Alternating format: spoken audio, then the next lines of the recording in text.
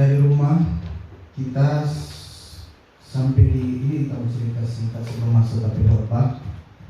Dari kemarin sampai tadi kita duduk situ, kita banyak flashback kita khotbah. Kita cari-cari ulang, cari-cari ingat ulang yang sampai kita salah khotbah. Tapi buyar itu semua hari ini karena kesaksian dari Uri minggu Jody tadi. Buyar terus terang, ini kita sementara lagi adalah kayak gila kita ini. Kita coba tenang. Apa yang kita mau sampaikan, kita lihat dari orang kacamata pria ini. Karena tadi kesaksian dari ibu, kita mencoba sebelum itu kita sebentar lektor, jadi mohon maaf. Pertama kali kita ibadah di Travelo, kita bilang sama Maitua, ini Maitua anak adik, dia tahu ini kita bilang. Kita bilang bagi Maitua, turang ini dapat di ibadah ini.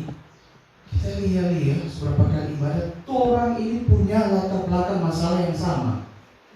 Betul ini, ini hari terbukti kalau itu ada kenapa tadi bilang mana.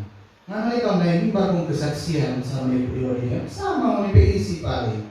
Oh, tentang pergumulan keluarga, finansial, orang cara, orang keluarga pasti ngomong kesaksian mirip. Berani tahu dia mau kesaksian pasti sama. Bahkan mungkin lebih serius dia. Kalau ai ini kata Mulia, itu terbilang, apa terbilang tuh orang ini dipertemukan Tuhan Yesus, dipertemukan Tuhan di satu komunitas ini punya latar belakang yang sama. Ini belum masuk ke tapi khotbah ini sudah kesurupan ini. Karena tadi kesaksian ini kesurupan ini khotbah. Kamu situ dulu kamu masuk yang di kesaksian tadi. Kita bilang bahwa itu ini biar utak respect dulu, biar teman-teman durasi. Kita ini waktu masuk di komunitas ini belajar firman Tuhan, kita sangat tertarik. Tapi lama kelamaan kita belajar, kita tahu ada maksud Tuhan yang bikin orang bisa sama-sama ini. Orang bisa sharing. Apalagi kita dekat dengan Kak Ten, ke anak sharing juga, ke anak juga punya masalah tertentu. Ya betul ini mirip-mirip. Lari-lari juga dari situ pergumulan, mulai kenal Bu Riri, Pak Erik, juga Pak Kiki, Pastor. Mirip. Pak Man saya kesuai dia buat curhat itu pernah jadi sopir driver online. Mirip-mirip kita pernah bawa kurir, bilang sudah ini cocok orang. Jadi lebih ada teman sharing, aku dapat di situ. Tapi yang kita mau ambil kesimpulan tadi, bukan kita menggurui, bukan kita juga. Kadang Tuhan kasih masalah pada orang, tapi Tuhan kasih masalah itu sepaket dengan solusi. Sebenarnya kalau kita cermati baik-baik, sebenarnya Tuhan kasih orang masalah itu sepaket dengan solusi. Tuhan selalu kasih masalah itu. Kalau cuma masalah jalan keluar itu for Tuhan gampang. Tapi yang Tuhan mau rubah bukan masalah kalau kita lihat, tapi orangnya, pribadinya orang. Kalau kita dulu memang lost kontak, error sedikit itu ya. Apapun yang kita kerjakan tak berhasil. Apapun yang kita backing itu DP ending tidak sesuai ekspektasi. Makanya kita bilang, coba ini masalah banyak datang. Ternyata setelah kita belajar di firman Tuhan, ada solusi setiap masalah. Tapi bagaimana orang mau belajar itu masalah, orang mau merubah orang pribadi, orang attitude. Mungkin tadi kalau mau dengar itu perlu dengan keluh kesah, tapi wajar kalau itu bilang itu manusiawi. Sebagai manusia, orang tak lepas juga dari masalah-masalah dan ya apa sedikit-sedikit orang sharing, ada pergumulan. Dan itu yang terjadi juga pada keluarga. Makanya ini kita semua masuk boleh masuk pada khotbah. Siapa kita angka topik tentang kedamaian. Dan tadi mungkin dari berangkat juga dari kekhawatiran dan hal-hal yang sedang sharing tadi. Sebab kalau ibu sharing bapak-bapak boleh, Pak Kiki boleh sharing supaya ada pembanding sendiri. Awalnya sih kita mau bikin dulu dari awal bukan keramaian, tapi kepahitan awal. Tapi pas Maritua bilang dia mau hadir, terubah jadi keramaian.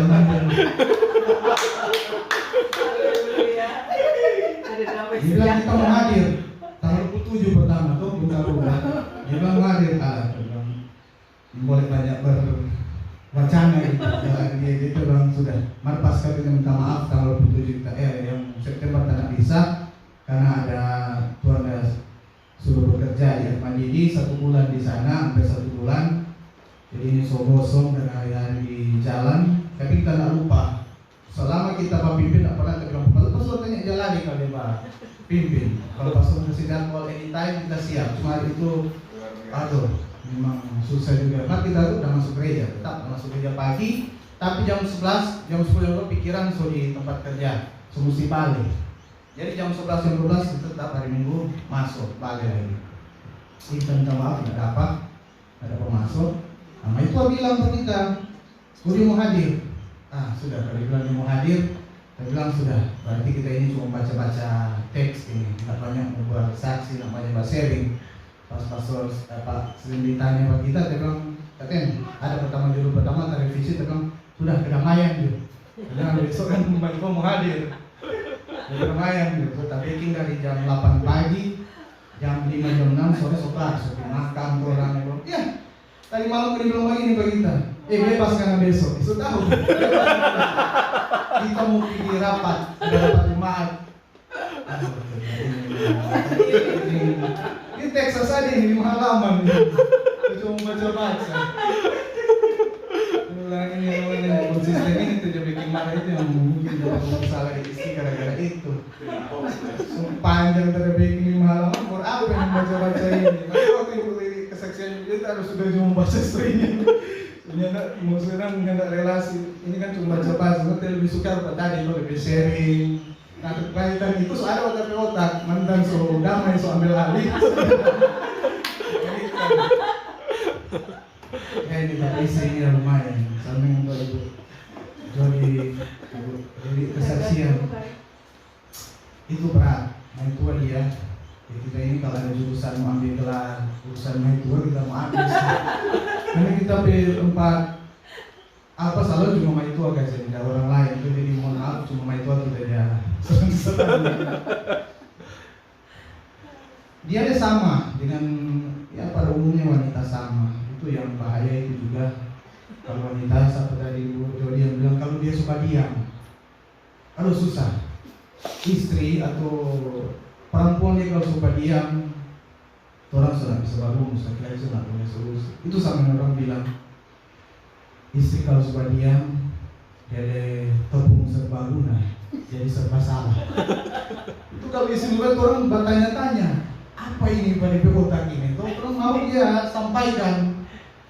Jadi kita bilang, lebih baik anda bercerita, jangan berdiam. Kita bukan tipe pastor, babuju. Karena badiam terbadiam itu jadinya tidak ada solutif orang. Tapi ya sesuai dengan tema ini kedamaian itu. Nah atau kita masuk langsung pakai apa tentang bahasa. Kita pilih tema tentang kedamaian. Tadi yang kita sudah jelaskan itu ada alasan kenapa kita angkat tema tentang kedamaian. Nah ini tentang kedamaian kita ambil dalam Yohanes 14 ayat 27. Yohanes 14 ayat 27 dia tertulis, damai sejahteraku kuberikan kepadamu, dan apa yang kuberikan tidak seperti yang diberikan oleh dunia kepadamu. Janganlah gelisah dan gentar hatimu. Air-air ini kedamaian sangat susah untuk dirasakan. Gelisah, khawatir itu serang mondar-mandir pada pikiran. Mungkin salah satunya karena apa yang kita perbuat di masa lalu. Salah kalkulasi, salah pertemanan, salah dalam memilih pekerjaan, dan hal-hal lainnya. Akhirnya muncullah benci, marah, dan kepahitan pada orang lain, atau yang berselisih paham dengan diri ini. dan itu semua baru terasa akhir-akhir ini. Satu tadi mungkin yang apa yang disebut tadi itu orang so faktor usia seperti dia bilang, jadi mulai gampang baper terhadap hidup. Tapi apapun itu, semua itu mungkin karena kita belum terlalu tahu akan firman Tuhan. Makanya kita sering mengandalkan diri sendiri, tidak mendengarkan nasihat orang tua, tidak disiplin, dan lain-lain.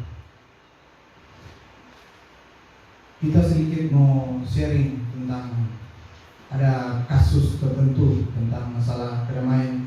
Kita pernah bilang, pernah cerita stop Pak kita pe khotbah lalu, tapi kita mau ulang. Kita ada teman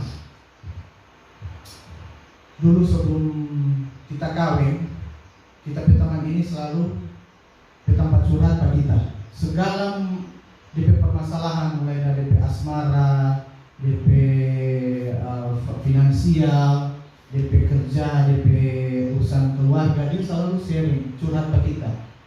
Selalu dia telepon ke kita, hari-hari dia telepon.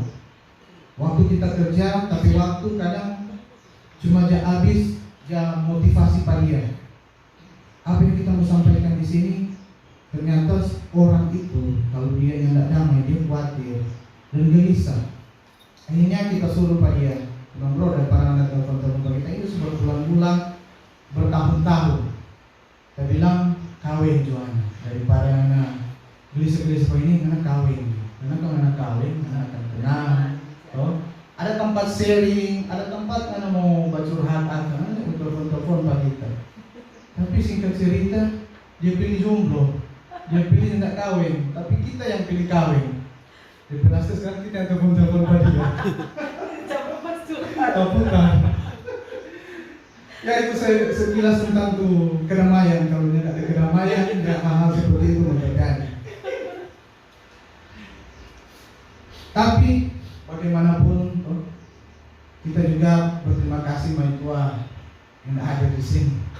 Jadi kita boleh sharing sedikit. Kalau sampai dia hadir di sini, mungkin kita tidak bisa, tidak apa-apa. Orang bilang rawe lantas malam putung, marah apa kita kayak tusan itu. Ya tidak apa-apa. Yang penting orang menyampaikan kebenaran. Kita seputuskan kalau apa, yang penting orang menyampaikan kebenaran. Tidak ada sombong-sombong. Dia juga sensitif, tapi selama orang menyampaikan kebenaran kita tidak rasa apa-apa. Mau tahu? Firman Tuhan dalam Yohanes 14 ayat 27 ini adalah warisan yang ditinggalkan Yesus kepada kita untuk menjalani hidup kita dalam mengambil keputusan sulit. Kita sebagai orang-orang yang sudah mengenal Tuhan, tahu kita harus melakukan setiap keputusan dengan benar dan sesuai firman Tuhan. Anak-anak Tuhan harusnya membawa damai, bukan keramaian, bukan juga mencari gara-gara. Dan yang penting membawa damai itu ke dalam pribadi kita, ke dalam hati kita, dan meyakini kedamaian adalah kehendak Yesus. Milikilah inisiatif untuk berdamai. Ketika kita ada bermasalah dengan orang lain, kita harus peduli terhadap perasaan orang pada kita. Mungkin kesaksian tadi, mungkin saja kita jadi batu sandungan bagi dia, telah melukai hati dia. Kita harusnya sebagai pembawa damai punya inisiatif untuk berdamai. Suami istri ketika bertengkar, ketika gengsi sudah berdominasi, untuk tidak maaf, untuk tidak minta maaf, ingatlah terus sebagai pembawa damai harus punya inisiatif untuk berdamai.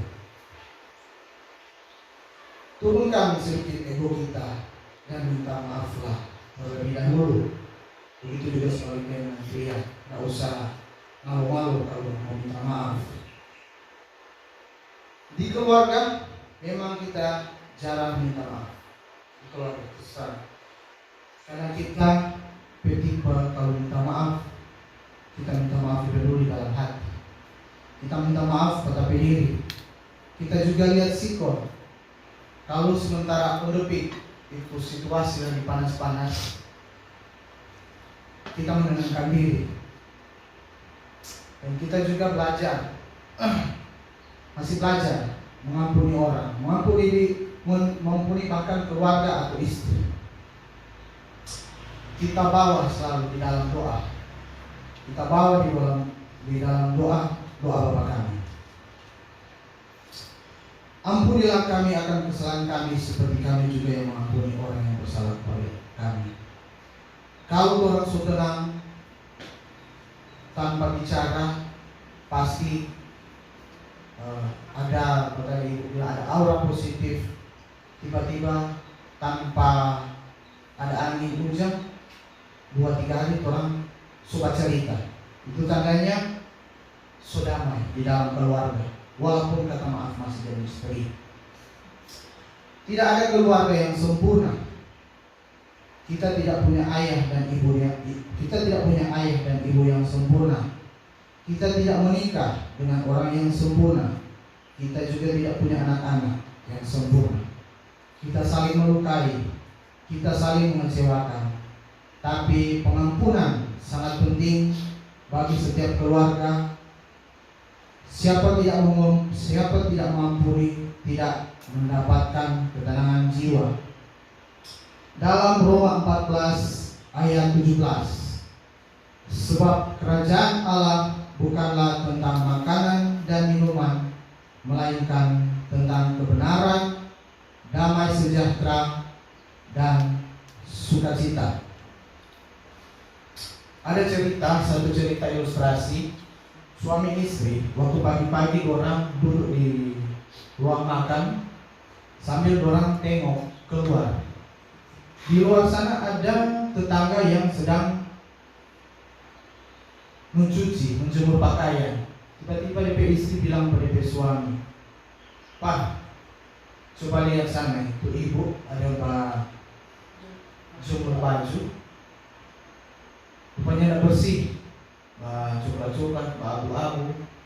Hari pertama dorang dia itu cucian tidak bersih. Hari kedua lagi pagi-pagi dorang di ruang makan, lihat di sebelah jendela masih sama. Itu cucian juga masih kotor. Hari ketiga, hari selanjutnya pagi-pagi berubah-berubah di tetangga ini, cuci kotor terus menurut. Setelah akhir minggu, hari Sabtu, orang lihat berubah, cucian so bersih-bersih. Dapat ini tetangga ada cuci so bersih. Dia panggil DP papa, dia bilang, "Pak, cuci sana, tuh cucian so bersih."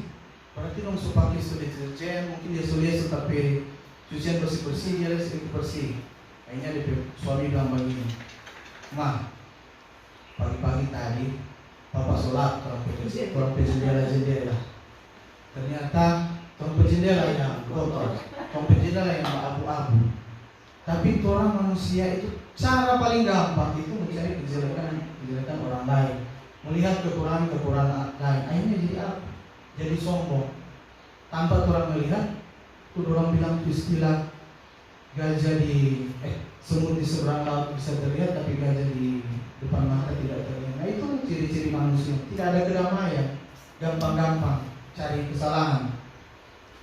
Dan tahukah kita di akhir zaman ini manusia tidak suka damai. Ini ayat sedikit panjang pasal. Mau tampilkan pasal 2 Timotius suka damai. Zaman ini manusia tidak suka damai. 2 Timotius 3 ayat 1-3. 2 Timotius 3 ayat 1. Meminta Messi itu baca 2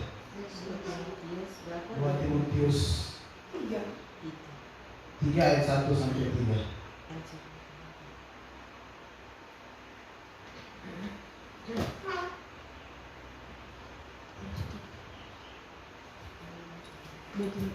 Iya, 1-3. Boleh? Ketahuilah bahwa pada hari-hari terakhir akan datang masa yang sukar. Manusia akan mencintai dirinya sendiri dan menjadi hamba uang. Mereka akan membual dan menyombongkan diri. Mereka akan menjadi pemfitnah. Mereka akan berontak terhadap orang tua dan tidak tahu berterima kasih, tidak mempedulikan agama, tidak tahu mengasihi, tidak mau berdamai, suka menjelekkan orang, tidak dapat mengekang diri, Garang tidak suka yang baik. Terima kasih. Kalau kita pembawa damai, kita harusnya bisa mengajak orang sekitar kita untuk mau berdamai satu dengan yang lain. Karena salah satu tanda akhir zaman, orang tidak suka berdamai. Amsal 10 ayat 12, kebencian menimbulkan pertengkaran, tapi kasih menutupi segala pelanggaran. Jangan benci sama orang, jangan simpan kepahitan. Karena orang yang suka benci dan simpan luka di hati akan menimbulkan pertengkaran. Kalau kita pembawa damai, kita tidak simpan kepahitan. Kadang orang tidak ribut, tapi dia menyimpan sakit hati. Suatu hari pasti akan meluap dan terjadi pertengkaran yang lebih hebat. Ampuni musuh-musuh kita. Mari belajar mengampuni dan jangan gampang sakit hati. Orang yang cinta damai itu disertai Tuhan. Ini ada cerita Perjanjian Lama, yaitu Ishak, anak Abraham. Ketika bangsa Filistin menutup sumur-sumur yang pernah digali oleh Abraham, Ishak pergi kembali menggalinya lagi. Dalam Kejadian 26 ayat 20, lalu bertengkarlah para gembala Gerar dengan para gembala Ishak. Kata mereka, air ini kepunyaan kami. Dan Ishak menamai sumur itu Esek, karena mereka bertengkar dengan dia di sana. Kemudian mereka menggali sumur lain, dan mereka tetap bertengkar juga tentang itu. Maka Ishak menamai sumur itu Sitnah. Ia pindah dari situ dan menggali sumur yang lain. Tapi tentang sumur ini mereka tidak bertengkar. Sumur ini dinamainya Rehobot. Dan ia berkata, sekarang Tuhan telah memberikan kelonggaran kepada kita, sehingga kita dapat beranak cucu di negeri ini. Tahukah bapak-bapak, ibu-ibu, ketika kita melakukan sesuatu dan itu diberkati, banyak orang yang akan iri hati, dan bahkan orang akan mengingini dan merebutnya dari kita. Firman Tuhan, berkat tidak usah bertengkar dengan mereka. Ketika Ishak menggali sumur dan sumur itu berbual-bual, datanglah gembala Gerar bertengkar ingin merebut sumur itu. Kalau tidak diberkati, tidak sukses, orang tidak ada yang berebut. Apalagi itu bicara soal kebutuhan, tidak ada yang mau rebutan. Tapi karena ini bicara soal kelimpahan, orang datang merebut. Tapi inilah hebatnya Ishak. Ishak melepaskan. Ia gali sumur lain, dan lihat Tuhan sertai. Dia gali berbual-bual lagi, lalu mereka bertengkar lagi dan mau merebut di situ. Ishak kasih, lalu pergi dan menggali lagi sumur yang lain. Ingat, orang boleh berebut apa yang kita bangun, tapi penyertaan Tuhan tidak akan pindah. Ishak disertai kemanapun dia pergi. Dia gali sumur berbual-bual lagi. Dan jangan pernah takut berkatmu direbut orang. Karena penyertaan Tuhan tidak akan pernah pindah. Dan yakini itu. Amsal 16 ayat 7. Jikalau Tuhan berkenan kepada jalan seseorang, maka musuh orang itu pun didamaikannya dengan dia. Yang gagal itu usahamu, bukan hidup. Bapak-bapak, ibu-ibu pernah dengar tentang Rockefeller, presiden orang terkaya di Amerika, Rockefeller. Dia waktu ditanya wartawan, apakah Bapak bahagia waktu jadi orang terkaya nomor 1 di Amerika? Yang dia jawab apa? Dia bahagia ketika waktu dia muda dulu, waktu dia menjadi loper koran, antar koran di New York. Dia bilang dia waktu muda, dia masih bisa tertawa, dia masih bisa tidur pulas, dan dia masih bisa bermimpi-mimpi yang indah. Waktu dia masih, kalau bilang masih merintis, dia masih memilih, dia balik lagi ke dia masa muda.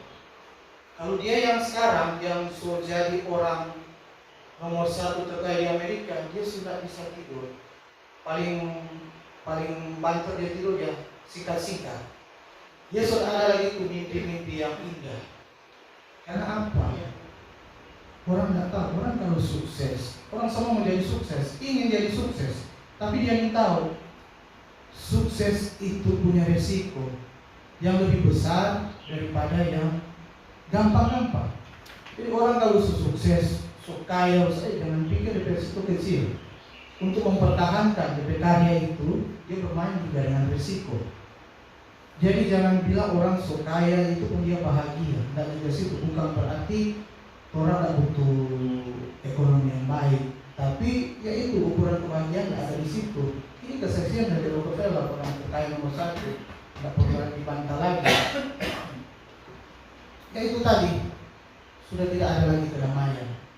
Balik lagi tadi kedamaian itu. Orang bilang kalau anak-anak keren sekarang, lu punya uang, lu punya kuasa, tapi tanpa kedamaian kita bisa binasa. Kebahagiaan itu selalu tidak datang dari materi. Kebahagiaan tidak selalu datang dari apa yang kita miliki.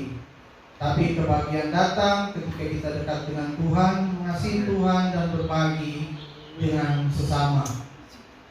Yesus ketika dia mengatakan, berbahagialah kamu yang miskin, berbahagialah kamu yang lapar.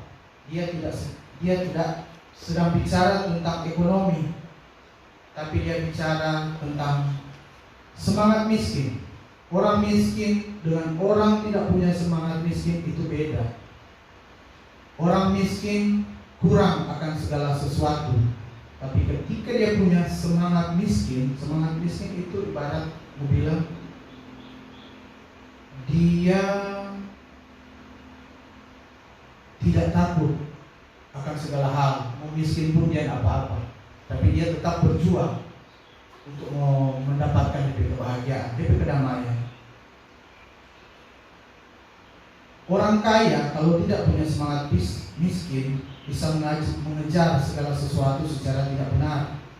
Maka pertanyaan orang miskin begini, apa yang saya makan hari ini? Sedangkan pertanyaan orang tanpa semangat miskin adalah siapa yang akan dia makan hari ini? Maka hidup menjadi penuh dengan pertarungan, sahabat bisa jadi musuh, keluarga sendiri bisa disalahkan. Karena itu kadang-kadang damai menjadi tidak ada di dalam kehidupan kita. Kita perlu mencari damai di tempat yang benar, mencari damai di dalam Tuhan, dan mencari damai sukacita dalam kebersamaan dengan semua orang yang kita kasihi. Abraham Lincoln, Presiden Amerika, pernah berkata, bukankah saya telah mengalahkan musuh-musuh saya ketika saya sudah menjadikan mereka teman-teman saya. Ketika damai sudah ada dalam hati kita, maka semua yang kita kerjakan akan terasa mudah, akan terasa gampang, karena yang menguatkan kita adalah Tuhan kita. Firman-Nya menjadi jalan bagi kita menuju cita-cita yang kita ingin. Dan ketika semua sudah tercapai, ingat, bantulah saudara-saudari kita yang masih butuh pertolongan kita. Jangan pernah menutup mata akan mereka yang benar-benar membutuhkan kehadiran kita. Dan selama kita masih di dunia ini, jangan pernah merasa yang terhebat. Orang jangan bangga dengan orang bewajah, body yang seksi, karena semua satu saat akan tinggal tulang belulang. Jangan bangga dengan orang beoto, Ferrari, Lamborghini, Alfa, karena mobil terakhir semua tahu, mobil jenazah. Jangan bangga dengan orang gelar dunia, profesor, doktor, direktur, karena gelar terakhir semua orang tahu, almarhum. Jadi teruslah membawa kedamaian di sekitar kita, dan jangan pernah lelah untuk berbuat baik. Teruslah berbuat baik, jika beruntung Anda akan menemukan orang-orang baik. Jika tidak, orang-orang baik akan menemukan Anda. Dan buat kita yang ada di sini, janganlah berbuat baik, teruslah berbuat baik. Jika beruntung kita akan menemukan orang-orang baik. Jika tidak, orang baik seperti Pastor Jerry akan menemukan kita. Dan sebagai penutup, teman yang baik adalah teman yang tulus. Dan buat teman yang tulus, pinjam dulu 100. Bagus itu. Sampai di sana renungan kita. Berkali ini kita baca ini sampai pusing. Terima kasih atas kesempatan yang diberikan. Ini adalah bukti iman bahwa orang selalu siap tampil walaupun ada kekurangan. Terima kasih. Salam berbahagia.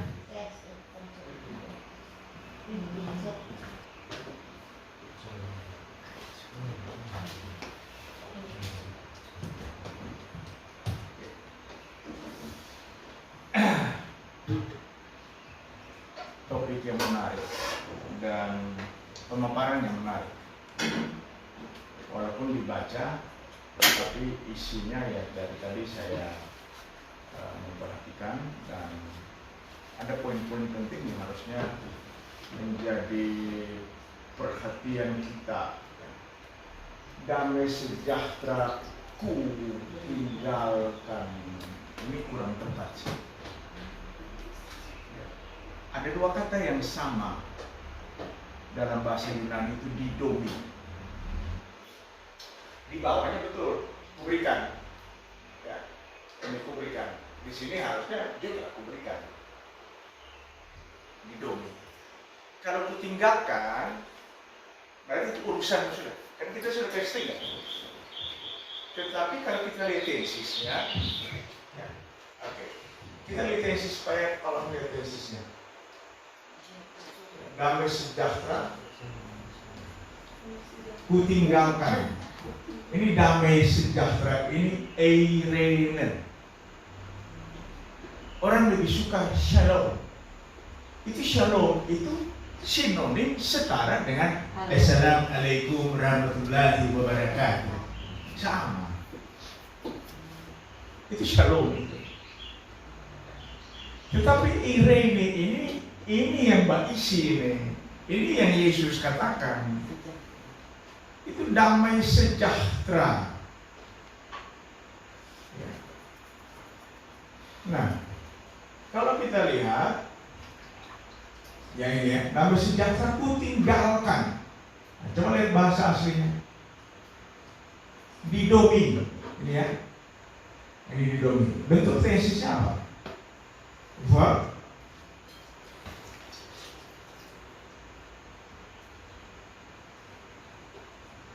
Klik di tesisnya. Ya ini. Ini present, ini verb ya. Verb. Present, aktif.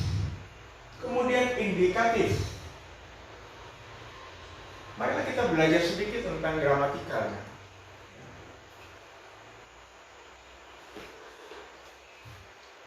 Present ini damai sejahtera yang sekarang. Dia tidak meninggalkan damai sejahtera bentuknya auris yang selewat, past tense. Nah, hari ini, sekarang ini dia berikan. Didomi bentuknya present, hari ini. Ya. Kemudian ini ada aktif, dia yang terus menerus aktif. Yang si pemberi itu, dia yang aktif. Indikatif, ini adalah fakta. Indikasi yang orang biasa bilang. Indikasi ya, fakta. Oke. Kemudian inforce ya. Jadi kepada diri kita masing-masing.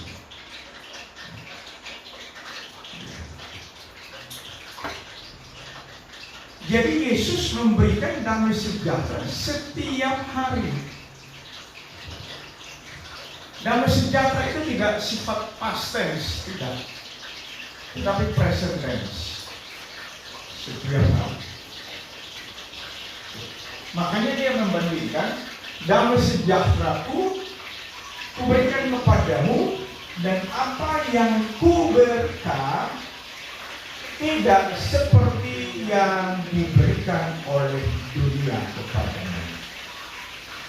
Jangan gelisah dan gentar hatimu. Yesus membuat perbandingan. Dunia bisa memberikan damai sejahtera seperti apa? Kalau ada pangkat, jabatan, ada paling ada damai sejahtera. Dapat dia. Coba kalau pangkat jabatan stop, selesai. Masa jabatannya 5 tahun selesai. Jadi pemulung damai sejahtera. Jadi contoh-contoh yang tadi disampaikan itu luar biasa. Banyak orang kaya yang tidak menikmati damai sejahtera. Saya punya cerita fakta. Ada 2. Saya pernah tinggal bersekolah waktu SMA dengan om dari mama, pengusaha sukses konveksi di Kupang. Itu tokonya laris manis. Langganannya ludak. Tetapi setiap malam, setiap hari mereka nanti tidur jam 3 pagi. Karena hitung doi. Wow. Doi sudah kasih tidur pada orang.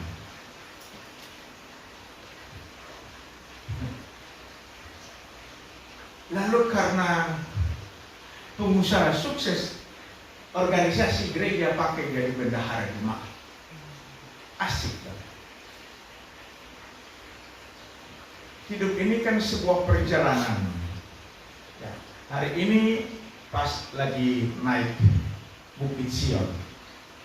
Ya, besok lusa dia terjun bebas dari Bukit Sion. Bangkrut. Miskin. Semuanya dijual habis. Tinggalnya di panti jompo. Rata. Lalu gereja, saya marah. Selesai sudah. Belum tugas.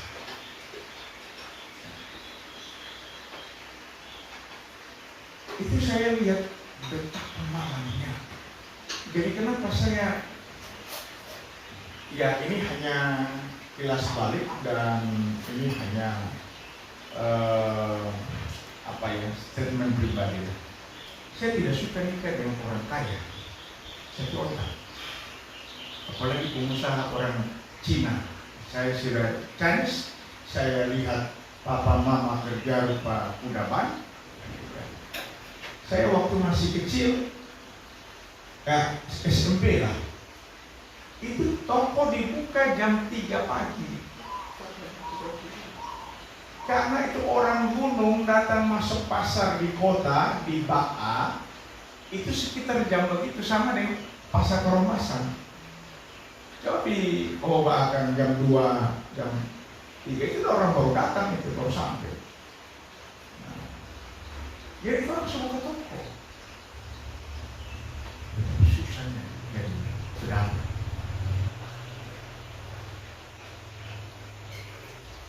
Kemudian ada satu kisah, ya. Pasti saudara tahu pemilik Presiden Shopping Center. Pernah dengar?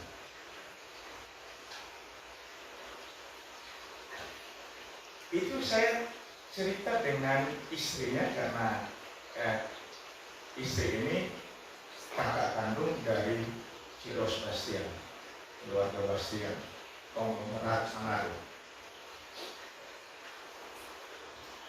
Jadi beliau cerita, dia bilang seumur hidup kita menikmati ini damai sejahtera. Ini kata kunci. Ketika kita kopi, tidak ada makanan sama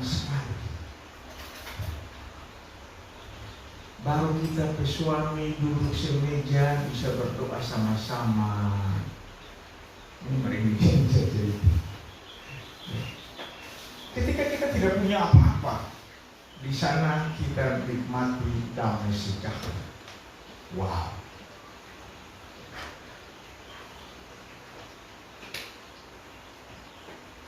Ternyata kekayaan tidak pernah jadi jaminan untuk adanya damai sejahtera. Tidak. Jadi bagi hari ini mengingatkan kita semua untuk marilah menghargai damai sejahtera ini. Ya. Bukan tidak ada persoalan di dalam rumah tangga, bukan tidak ada. Ya. Ada banyak persoalan yang harus kita hadapi dan harus kita taklukkan. Ya. Ketika kita bergumul, ya, itu menunjukkan bahwa inilah kehidupan yang sesungguhnya di dalam dunia. Kehidupan di dalam dunia ini tidak seperti air yang taruh di baskom atau di loyang, dia tenang saja tanpa angin. Pasti ada fluktuatifnya, pasang surutnya. Ya. Jadi luar biasa ya, hari ini memang semua manusia mencari damai sejahtera. Kalau aku cari damai, kan ada lagu ya. Kalau aku cari damai, hanya aku dapat dalam Yesus Kristus. Karena memang dia sumber yang tak terbatas. Makanya kita mengatakan dia itu mencurahkan damai sejahtera tanpa batas, karena dia sumber yang tak terbatas.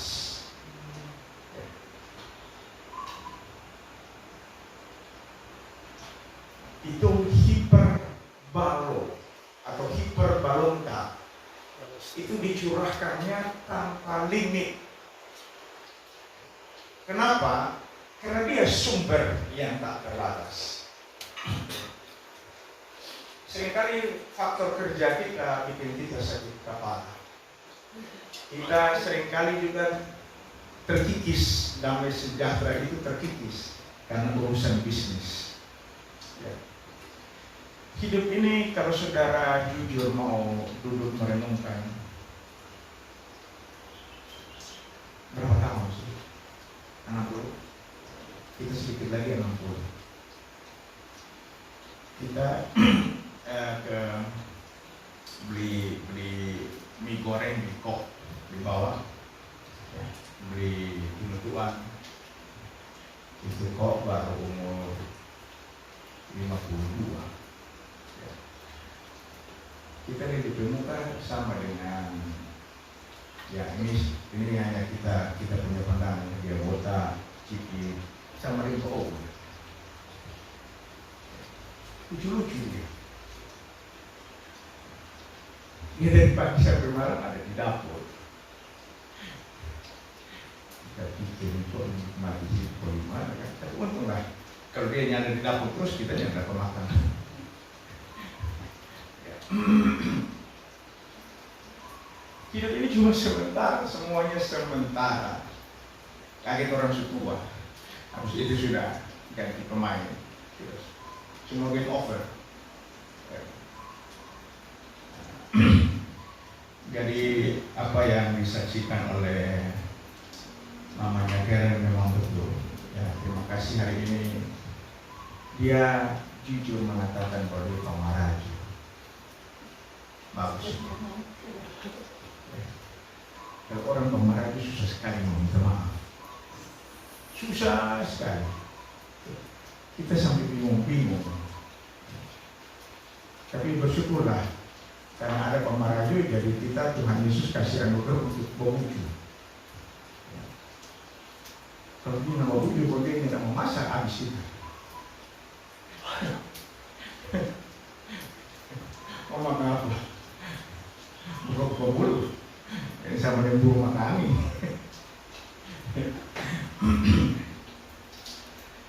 Dan ya luar biasa ya, saya mau bersaksi dikit ya, tadi sebenarnya ada kesempatan mau bersaksi.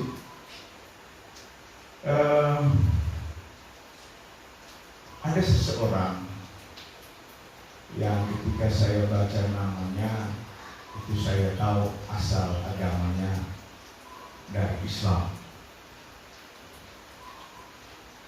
Tiba-tiba rekening bank BCA ada tertulis sejumlah uang. Saya bingung coba cari, mau cari menerawang, mau tanya pasal. Pas kita sudah ini fondasi. Jadi gila ya. 1 bulan pastinya cukup. Jadi kita kasih tahu dengan mamanya Karen. Ini orang bernama Fatima kalau nggak salah ingat Fatima. Fatima kalau dalam kepercayaan sebelah itu istrinya Nabi.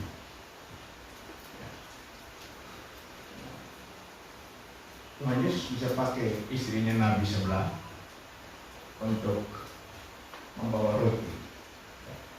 Yang dalam bahasa pendeta umumnya, apalagi kalau pendeta Pentakosta, membilang gagak itu bisa belah, membilang burung gagak akan membawa makanan kepada Elia. Guys, apapun itu, ya Tuhan Yesus luar biasa. Kemudian mengamalkan mudah-mudahan kita memang ada keluar kasih persembahan kasih ya. Jumlahnya saya open saja ya 200 yang didapat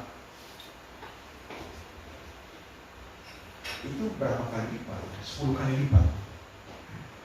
Jadi keluarnya 200, dapatnya 10 kali lipat. Cash langsung.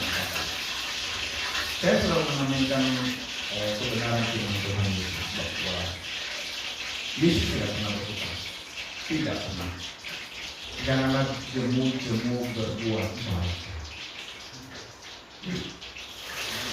Karena pasti ya akan datang waktunya kita diberkati. Tapi proses itu memang tidak mudah. Jadi saya hanya dapat mengucap syukur ketika saya periksa saldo ada nama Fatimah di dalam. Saya tidak tahu Fatimah yang mana. Hanya Tuhan Yesus saja yang tahu karena saya tidak bisa tebak-tebak gambar dan memang saya bukan maha tahu. Kemudian beberapa hari yang lalu dari TikTok ya, teman pelayanan di TikTok minta saya melayani di komunitas kecil ya, sekitar 25 orang, banyak itu melayani. Kemudian dia minta, dia bilang, "Pastor, nanti saya transfer ya." Kemarin dia masih minta nomor rekeningnya. Saya sedang menunggu backup. Kalau tidak dikasih tidak ada masalah. Sebab pelayanan menyampaikan firman itu bukan untuk dibayar, ya. Tetapi itu adalah suatu kebanggaan kita bertugas. Kemudian saya juga diajak ya dengan sama si Christine Pari ya, untuk memberikan pelajaran teologi dari mahasiswa dia Zoom ya. Rencananya nanti bulan depan atau bulan November. Semoga bisa terlaksana dengan baik. Yes, saya mau sampaikan bagaimana kita tetap berguna, berharga bagi Yesus Kristus. Dia tidak pernah berhutang, dia pasti menepati janjinya. Ya, hidup ini cuma sebentar saja. Saya seringkali merenungkan Kemarin dulu saya tidak bisa tidur sama sekali. Sama sekali tidak bisa tidur sampai pagi. Kemudian ada suara yang menteror, intimidasi. Mana jantung semua berhenti. Ini sudah masalah jantung tinggal 19%. Dokter bilang, ya kok nanya tidur lagi sudah. Nyemur di pagi kok nyali matahari habis kan. Dan itu intimidasi itu dia ingin merampas damai sejahtera. Betul tak? Betul ya. Makanya F.D. Roosevelt bilang tidak ada yang perlu ditakuti dalam dunia ini. Tidak ada yang perlu dikhawatirkan dalam dunia ini kecuali ketakutan dan kekhawatiran itu sendiri. Kalau kekhawatiran, ketakutan semua merasuk ke sampai otak, nyana war-war orang tak. Jadi kita orang mau pindah RSD. Jadi terima kasih untuk hamba Yesus Kristus yang sudah menyampaikan kebenaran firman Tuhan yang luar biasa tentang damai sejahtera. Keadaan situasi ekonomi kita, pekerjaan kita seharusnya tidak menghilangkan damai sejahtera. Karena damai sejahtera itu diberikan tanpa upaya. Itu yang harus orang pikirkan. Diberikan dengan cuma-cuma. Itu yang dinamakan dorean. Kita percaya Yesus adalah sumber damai sejahtera, dan kita anak-anaknya, dia pasti memberikan damai sejahtera. Makanya dia bilang kan ayat ini, damai sejahtera ku, milikku, ya. Ku ini dalam kekekalan.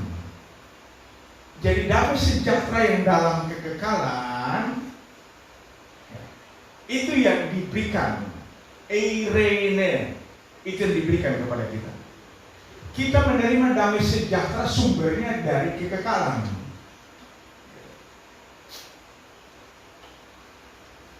Jadi mari kita sadar ya, supaya kita jangan terus-menerus hilang timbul tenggelam, hilang timbul tenggelam ya. Karena kita tahu bahwa si pemberi damai sejahtera itu adalah Yesus Kristus Tuhan. Oke, kalau ada mau bertanya silakan. Tapi saya mau tambahkan kesaksian kemarin sudah beberapa hari ini. Ada seorang Islam yang ikut TikTok. Dia dari Palu dan dia bilang begini. Jadi ingin cari tahu siapa Yesus itu. Bagaimana sih? Kemarin saya bicara bahwa hukum Taurat sudah dibatalkan oleh Yesus Kristus. Lalu dia masuk dengan pertanyaan, bagaimana hukum Taurat bisa dibatalkan oleh Yesus? Lalu kalau manusia saling menghina, membunuh, lalu hukum yang atur gimana? Ya, saya jelaskan dia tentang hukum kasih. Ya. Saya bilang itu cukup 2 saja. Ada 613 mitzvot, aturan Torah, tidak mampu dilakukan oleh bangsa pilihan. Tidak mampu ya. Apalagi orang ini jenis bangsa kawe-kawe, mana bisa. Terus bagaimana pastor kalau tidak ada hukum yang tidak ada hukuman ya, konsekuensi logis dari pelanggaran hukum? Kalau diajarkan hanya kasih saja ya, orang berbuat melanggar saja hukum kan diampuni. Ya saya jelaskan. Dan akhirnya dia bilang saya tertarik. Saya coba kasih tahu dia, kasih ingat. Coba perhatikan. Syariat Islam itu sebenarnya ikuti ajaran Torah. Syariat Islam. Mata ganti mata itu Torah semua itu sebenarnya. Lalu penjara kosong. Di Aceh sana kan pencuri potong tangan.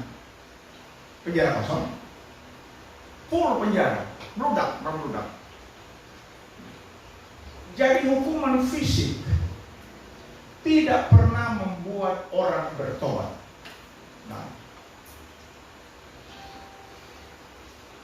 Nah terus bagaimana? Yesus ajarkan kasih. kasih itu bukan tanpa pendisiplinan. Saya jelaskan. Perempuan yang kedapatan katanya berzina, yang mereka tangkap lalu bawa ke Yesus, dituntut pengadilan menurut hukum Taurat. Ya, hukum Taurat bilang lempar batu. Yesus tidak menjawab, meresponinya. Dia hanya duduk, nulis di tanah. Lalu ketika dia bangun, penulis semuanya sudah pergi. Dan dia berkata kepada perempuan, di mana mereka? Sudah pergi. Mereka tidak menghukum engkau dengan cara Taurat. Demikian juga saya tidak menghukum engkau dengan cara Taurat. Tetapi, apakah Yesus tidak menghukum? Coba perhatikan. Apa Yesus tidak menghukum? Yesus menghukum, tapi dengan cara kasih. Pulanglah dan jangan berbuat dosa lagi. Itu hukuman. Itu hukuman secara moral. Ya. Kalau orang yang candu seks, suruh berhenti, jangan seks bebas lagi, itu siksanya luar biasa. Jadi Yesus punya cara untuk mendisiplinkan kita. Dan berdoa saja ya, kita sama-sama berdoa. Di room TikTok saya itu bebas debat. Maksudnya tidak boleh debat. Bebas dari aura debat, atmosfer debat. Ya, ini ruang diskusi, bukan debat kusir. Ya. Jadi saya lebih condong ke mengajar, kasih penjelasan. Ya. Mereka mulai masuk dan lumayan banyak lah, sampai ribuan orang masuk ya untuk belajar. Tapi saya melihat bahwa memang karena tidak ada pendidikan ya binasa secara umat. Kalau debat kusir, ruang pastor Ben itu dan banyak lagi yang lain, itu debat, ruang debat itu tidak war-war kalau masuk. Masuk hanya untuk caci maki. Tetapi untuk kita punya ruangan, tidak berani ada yang masuk. Ada satu dua yang coba-coba di dalam bernarasi yang kasar, kita kasih turun. Di bawah orang tulis semua bla bla bla, sesat lah, jadi sesat. Ya, itu pasukan sakit hati dia tuh. Kalau bodoh kita tak bodoh. Jadi untuk merubah, ya saya kemarin kasih tahu ke teman yang Islam. Saya bilang begini, ada satu ungkapan yang luar biasa tipikal Alkitabiah dari Dr. Samratulangi. Saya respect banget karena moto dari Samratulangi adalah Sito Timo Tumoto. Kita hidup untuk menghidupkan orang lain, memanusiakan orang lain. Jadi ini yang harusnya menjadi spirit orang Kristen, memanusiakan orang lain. Karena memang dosa itu membuat banyak manusia jadi apa ya? Jadi lebih rendah dari binatang.